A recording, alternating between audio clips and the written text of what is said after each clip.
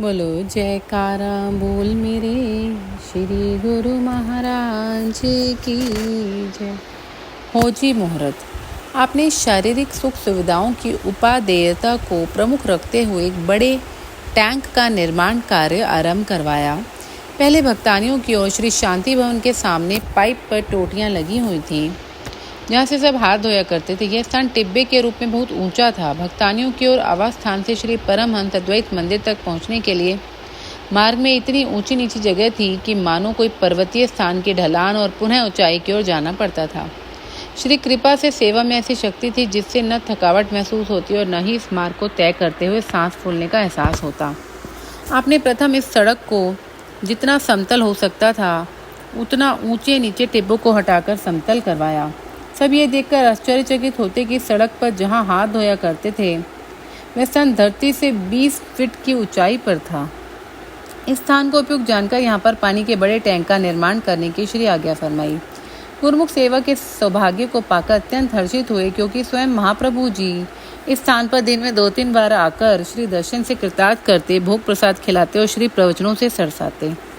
यहाँ पर बड़े बड़े पत्थर गुरुमुख जन ही चढ़ाया करते थे। एक बार उन्होंने एक भारी भरकम पत्थर को वहीं छोड़ दिया।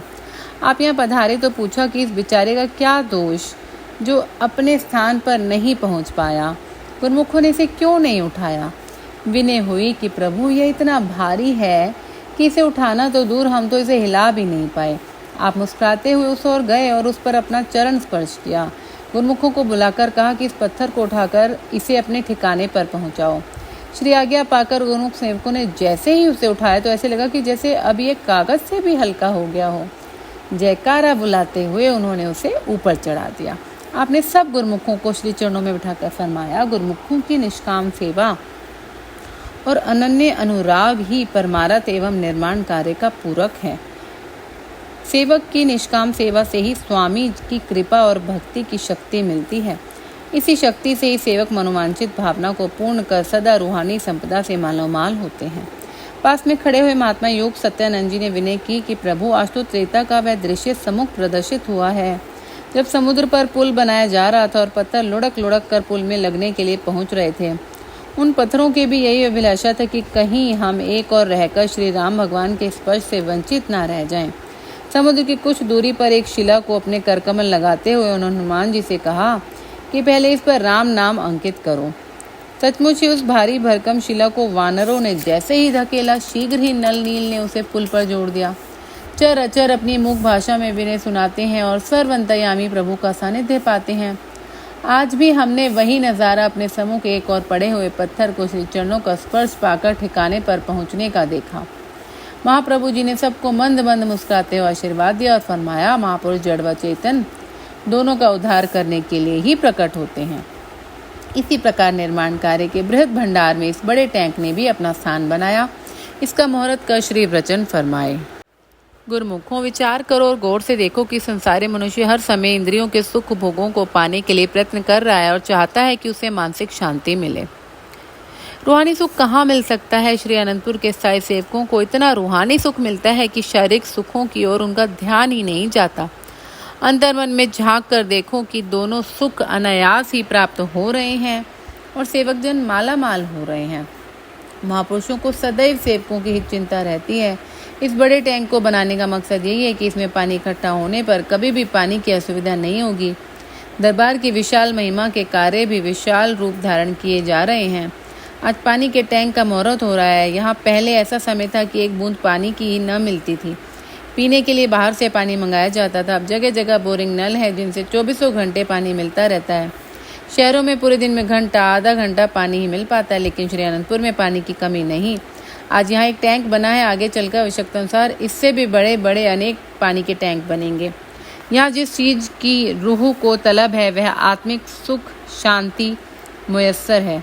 गुरुमुख महापुरुषों की वाणियों के अनुसार रूह के कल्याण का काम कर रहे हैं। श्री अनंतपुर दरबार की समस्त कार्यवाही गुरुमुखों के कल्याण के लिए ही है। सब कुछ बरते हुए भी वे इसे श्री गुरु महाराज जी का समझकर मोह माया के बंधन से छूट जाते हैं। वे आपा भाव को मिटाकर काम क्रोध के गलबे से बचकर सेवा में रत रहकर आत्मिक लाभ कमा लेते हैं और जीवन को हर प्रकार से सुखरूप बना लेते हैं। महाप्रभु जी का खेल, गुरुमुख प्रेमियों की भावना का मेल। सहयोगी बन कुदरत ने अचंभा दर्शाया। सबने अपने सम्मुख दृश्यमान कौतुक का भरपूर आनंद पाया। 3-4 बड़े बड़े पाइपों से पानी टैंक में भर रहा था। हवा इतनी तेज चल रही थी कि उनकी मोटी जलधाराएं फुहारों के रूप में बाहर बरस रही थी। गुरुमुखों के दिल में एक चाह उठी कि महाप्रभु जी कमलों में पाइप थामकर आश्रित तृतीय पातशाही जी के श्री आनंदसर में प्रथम श्री दर्शन की लीला दोहरा दें। सर्वज्ञ घट घट के ज्ञाता श्री प्रभु जी ने टैंक के ऊपर की ओर निहारा, मुस्कुराते हुए सबकी ओर कृपा दृष्टि की। उसी समय चारों बड़े पाइप दीवार के ऊपर से ऐसे सरके कि नीचे की मुंडेर पर आकर स्थिर हो गए। अब इतने मोटे पाइप की जलधारा एकदम सब पर पड़ने लगी तो आंखें चुंधिया गईं। कुदरत भी महापुरुषों की चेरी बनकर सेवा का सौभाग्य पाने से नहीं चूकती। सबने श्री दर्शन के ऐसे स्वर्णिम अवसर को पाकर अपने को धन्य बनाया। बोलो जयकारा बोल मेरे श्री गुरु महाराज की जय। शिमला पहाड़ी। श्री सद्गुरुदेव जी महाराज श्री तृतीय पातशाही जी ने टीलों से भरी हुई धरती को समतल करवाते हुए एक ऊंचे स्थान को समतल न करवाने की मोच प्रकट की। उस स्थान को नीचे से लेकर ऊपर तक नींव को पत्थरों से भरकर ऊपर के स्थान को समतल करवाया। आसपास की जगह पहाड़ियों की तरह बनवाई। यहाँ पर गुरुमुखों को सेवा, सत्संग तथा श्री प्रवचन अमृत का अलभ्य लाभ प्रदान किया। इसे शिमला पहाड़ी के नाम से सुशोभित किया। यहाँ पर कुछ पेड़ पौधे लगवाए जिससे दर्शनार्थी संगतें स्थान पर पहुंचकर ठंडक तथा शीतल हवाओं का आनंद लें। आपने श्री पंचम पातशाही जी महाराज ने प्रत्येक उन स्थानों का नवीनीकरण किया जो पहले महापुरुषों की स्मृतियों को संजोए हुआ था। आपने ढलान नुमा सड़क को पक्का करवाया। दोनों ओर सुंदर जंगलों को लगवाया ताकि कोई भी साइड से चलता हुआ असावधान होकर नीचे न गिरने पाए। ऊपर भी दर्शनार्थी पर्यटकों के लिए कमरे व बरामदे बनवाए। पहाड़ी नुमा स्थान को रंग बिरंगे फूलों से सुसज्जित करवाया, जहाँ तितलियां और भंवरे गुंजार भरते हुए मन भावन संगीत से आकर्षित करते हैं। एक और तालाब बनवाया जिसमें भांति भांति के कमल पुष्प अपनी ही शोभा निरखाने लगे। ऐसी ठंडी समीर और सुगंधित वायु के झोंकों ने वातावरण को अद्वितीय बना दिया। आप श्री आनंदपुर के स्थायी निवासियों को साथ ले जाकर वहां उन्मुक्त वायुमंडल में सैर करने का आदेश देते। आप स्वयं मनबंद मुस्कुराते हुए सबको आशीर्वाद देते, पास बुलाकर प्रसाद खिलाते, प्रवचनामृत फरमाते। आपकी समीपता पाकर सेवक जन अति हर्षित हो आत्मिक सुख की अनुभूति करते। महाप्रभु जी की अपार कृपा का गुणगान करते हुए आत्मविभोर हो जाते।